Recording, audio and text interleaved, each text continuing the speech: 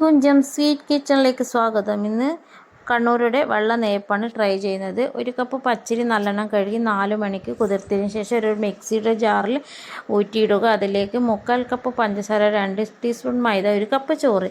ഏത് അളവിലാണ് പാത്രത്തിലാണ് നമ്മൾ അരി ഇളക്കുന്നത് അതേ അളവിൽ തന്നെ എല്ലാം എടുക്കാൻ ശ്രദ്ധിക്കുക. 1 കപ്പ് പച്ചരിക്ക് 1/4 കപ്പും പഞ്ചസാര മധുരം ധാരാളമാണ്. അതിൽ കൂടുതൽ മധുരം വേണം 1 കപ്പ് തന്നെ എടുക്കുക. ഒരു നുള്ളു ഉപ്പ്, 1/2 കപ്പ് വെള്ളം ഒഴിച്ച് നല്ലോണം ഫൈനായി അരച്ചതിന് ശേഷം ഒരു പാത്രത്തിൽ ഒഴിക്കുക.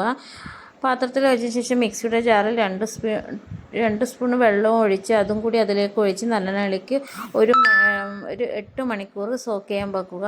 8 മണിക്കൂർ സോക്ക് ചെയ്തതിന് ശേഷം നമ്മുടെ അപ്പം ചുടുന്ന തൊട്ട് മുന്നേ ഒരു 1/4 ടീസ്പൂൺ ബേക്കിംഗ് സോഡ ഇട്ട് നല്ലോണം ഇളക്കുക. ഈ നെയ്യപ്പം എൻ്റെ മകന് ഏറ്റവും ഇഷ്ടപ്പെട്ടൊരു നെയ്യപ്പം തന്നെയാണിത്. അതിനുശേഷം നമ്മുടെ അപ്പച്ചട്ടിയുടെ ചൂടായിട്ടുണ്ട്. അതിലേക്ക് എണ്ണ ഒഴിച്ച് എണ്ണയും ചൂടായി ഓരോ തവി അതിലൊഴിക്കുക. നമ്മുടെ അപ്പങ്ങളെല്ലാം ചുട്ടതിന് ശേഷം നമ്മൾ നല്ലൊരു അടിച്ചുറപ്പുള്ള പാത്രത്തിൽ ഈ അപ്പങ്ങളെല്ലാം ഇടുക. ഒരു 3 മണിക്കൂർ അതിലേക്ക് മൂടി വെക്കുക. ഇങ്ങനെ ചെയ്യുന്നത് നമ്മുടെ അപ്പത്തിൻ്റെ വെള്ളഭാഗം നല്ല സോഫ്റ്റ്, അടിഭാഗം കുറച്ച് ഹാർഡായിരിക്കും. ഇങ്ങനെ ഇടുമ്പോൾ നമ്മുടെ അപ്പത്തിന് നല്ല സോഫ്റ്റ് ഉണ്ടാവും. എല്ലാവരും ഒന്ന് ട്രൈ ചെയ്യുക, മറന്നു പോകരുത്.